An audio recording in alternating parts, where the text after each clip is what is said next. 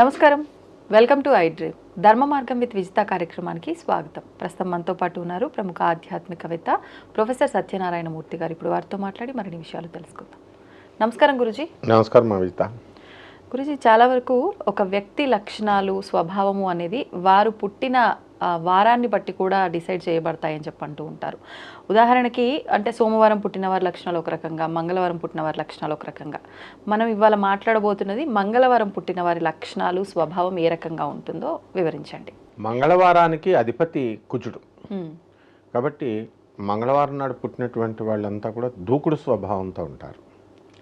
ఎక్కువగా పోలీస్ ఆఫీసర్లు, army, fire ఎక్స్టింగ్విషన్ department, ఆ తర్వాత కెమికల్స్, ఇలాంటి డిపార్ట్మెంట్స్లో చేస్తున్నటువంటి వాళ్ళు, రియల్ ఎస్టేట్ రంగంలో ఉన్నటువంటి వాళ్ళు కూడా ఈ యొక్క మంగళవారం నాడు పుట్టినటువంటి వాళ్ళు ఎక్కువ మంది ఉంటారు. అంటే గొడవలకి కాలు దువ్వే వాళ్ళు కూడా ఈ వారంలో ఉంటారనమాట. అంటే కుజుడు అంటే ఏంటి? సైన్యాధ్యక్షుడు ఆయన, సుబ్రహ్మణ్యేశ్వర స్వామి. అందువలన ఈ యొక్క సర్ప లక్షణాలు ఉంటాయి. అలాగే ఈ కేవలము వారం అని కాకుండా మనకి తిథులతో కలిసినప్పుడు మంగళవారం అనేక రకాలైనటువంటి క్వాలిటీస్ని, ఫలితాలని ఇస్తూ ఉంటుంది. ఉదాహరణకి మంగళవారం నాడు అమావాస్య కలిసింది. మంగళవారం అమావాస్య అంటేనే భయం జనంకి. మంగళవారంతో కూడినటువంటి అమావాస్య మనం తీసుకున్నప్పుడు కొంచెం తీవ్రమైనటువంటి సాధనలకి అదే ఉపయోగపడుతుంది. ఆదివారం అమావాస్యకి ఎక్కువగా భయపడతాం. అంటే మంగళవారం అమావాస్య కూడా నెగిటివా? అన్ని ఇప్పుడు ఆదివారం అమావాస్య మంత్రతంత్ర శాస్త్రాలకి గట్టిగా చెప్పుకుంటాం. అలాగే శనివారం అమావాస్య కూడా ఉంటుంది. లక్ష్మీ నారసింహ తంత్రానికి శనివారం అమావాస్య వచ్చిన రోజున పూజ చేస్తే లక్ష్మీ నరసింహస్వామిని అది ఫలిస్తుంది. నెక్స్ట్ గురువారం అమావాస్య దత్తాత్రేయ తంత్రం ఫలిస్తుంది.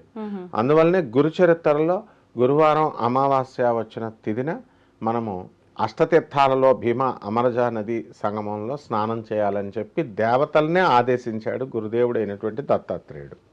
కాబట్టి ఆ విధంగా అది. ఇక మంగళవారం అమావాస్య శతభిష నక్షత్రం రోజున అది సర్పాలకు సంబంధించింది. మంగళవారం అంటేనే కుజుడు సర్ప దేవత, అనంతాది నవకుల నాగదేవతల అధిష్టాన దేవతలు. అలాగే ఈ యొక్క రేణుకా ఎల్లమ్మ నాగదేవత అని అంటుంటాం కదా, వాళ్ళు కూడా నాగదేవతలే, చిన్నమస్త.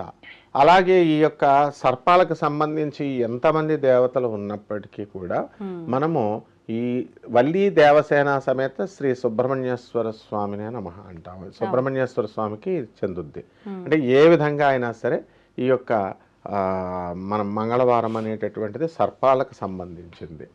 కాబట్టి మంగళవారము శతభిష నక్షత్రము అమావాస్య రోజున పుట్టిన కన్యని విషకన్య అంటారు, తంత్రశాస్త్రాలు చెప్తున్నాయి. అందువలన వాళ్ళని కనుక ఎవరైనా ఇప్పుడు చిరంజీవి సినిమా మనం ఖైదీ అనే సినిమా చూసాం. రోజు కొంత వేపాకులో విషమం పెట్టేస్తుంటే బాడీ అంతా కూడా పాయిజన్ అయిపోయి అతనే పాయిజనస్ పర్సన్గా తయారైపోతాడు. ఆ విధంగా వీళ్ళకి ఏ వేపాకులు పెట్టాల్సిన అవసరం లేదు. బై బర్త్ వీళ్ళలో కొంత మంత్రశక్తి ఉంటుంది. అంటే మంత్రవేత్తలు అనమాట వీళ్ళు. అది తెలియక మామూలుగా పెళ్లి చేసుకున్న హస్బెండ్ అందరు ఆడవాళ్ళని తిడుతున్నట్టు తిడితే ఈ అమ్మాయి నాగజాతికి సంబంధించింది కాబట్టి బుష్మని వేసేస్తుంది అనమాట కాటు. తిట్టక్కర్లేదు, ఫిజికల్గా తిట్టక్కర్లేదు, కొట్టక్కర్లేదు, మనసులో జస్ట్ వీడు అయిపోవాలనుకుంటే అంతే అయిపోతాడు వాడు. అంటే అంత పవర్ ఉంటుంది మాటకి.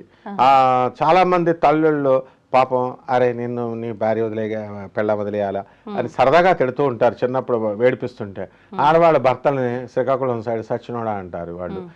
అలా వాళ్ళు సరదాగా అన్న ఈ మంగళవారం అమావాస్య శతభిష నక్షత్రం రోజున ఏ భర్త అయినా ఆ భార్యను కనుక వేధించినట్లయితే ఆమె మనసులో చిన్న కష్టంగా మనసులో అనుకుంటే చాలు, పైకి తిట్టి శాపాలు పెట్టక్కర్లా.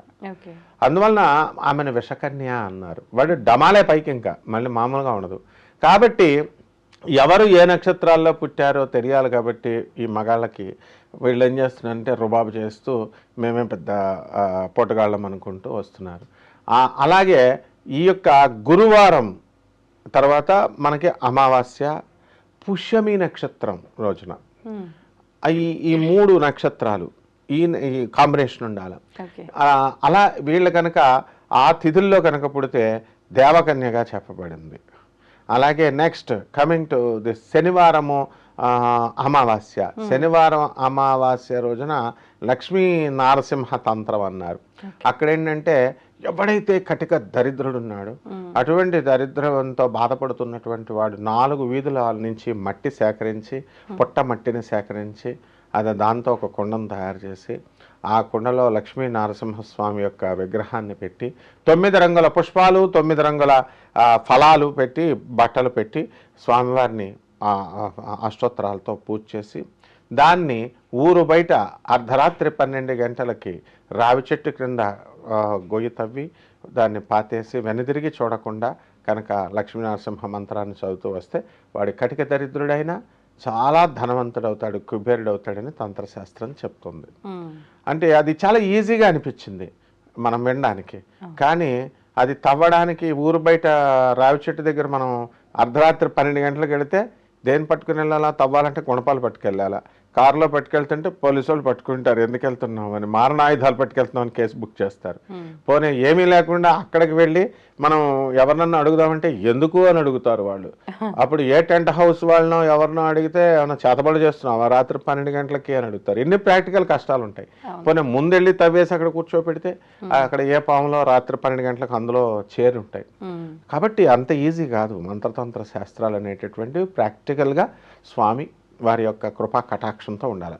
అందువలన ఇక్కడ నేను చెప్పేది ఏంటంటే ఈ స్త్రీలని మనము 27 నక్షత్రాలుగా మనం కేటగరైజ్ చేశాము. కేటగరైజ్ చేసినప్పుడు 7 వారాలు కేటగరైజ్ చేశాము. తర్వాత తిథులు 15 తిథుల్లో కేటగరైజ్ చేశాము. కాబట్టి ఏ తిథిలో ఎవరు కాంబినేషన్స్తో పుట్టారు అనేటటువంటిది ఇది చాలా డెప్త్ ఉన్నటువంటి సైన్స్ అన్నమాట. సో దీంట్లో ఓవరాల్గా కనుక ఇప్పుడు నేను చెప్పిన కాంబినేషన్లో స్వాతి నక్షత్రం శనివారము తర్వాత అమావాస్య రోజున పుట్టిన వాళ్ళని కనుక భర్త ఏదైనా అంటే వాడి పని డమా. అంటే ఒక్కొక్కరి జాతకం ఒక్కొక్క రకంగా ఉంటుంది. ఒకే నక్షత్రంలో 4 పాదాలు ఉంటాయి.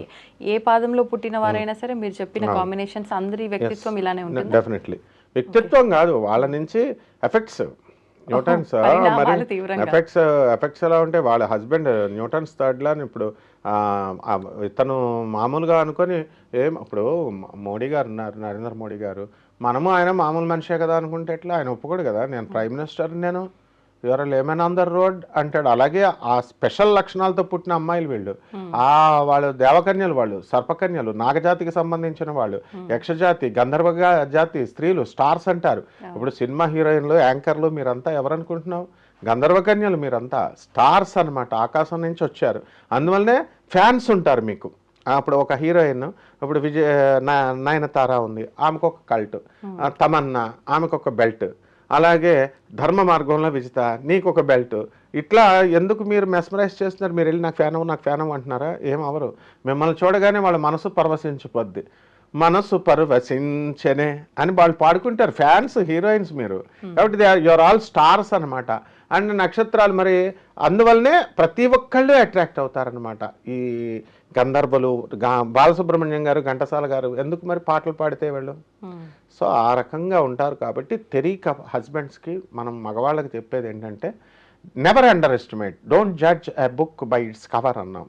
కేవలం అందరినీ చూసి ఒకే ఘాటుగా కట్టేసి వీళ్ళు ఇష్టం వచ్చినట్టుగా కనుక చేసినట్లయితే మరి ఇప్పుడు నువ్వు చూడు, కావలిస్తే ఎంతోమంది పెద్ద పెద్ద పోస్టుల్లో ఉన్నటువంటి వాళ్ళు, వాళ్ళు మంచి ప్రమోషన్స్లో వెళ్ళిపోతూ ఉన్నటువంటి వాళ్ళు ధడేల్మని వాళ్ళు ఎవరో ఒక స్త్రీతో వాళ్ళు బాధ పెట్టడం, అనుచితంగా వాళ్ళ పట్ల ప్రవర్తించడం, వెంటనే డౌన్ఫాల్. అదే విషపకన్య లక్షణం.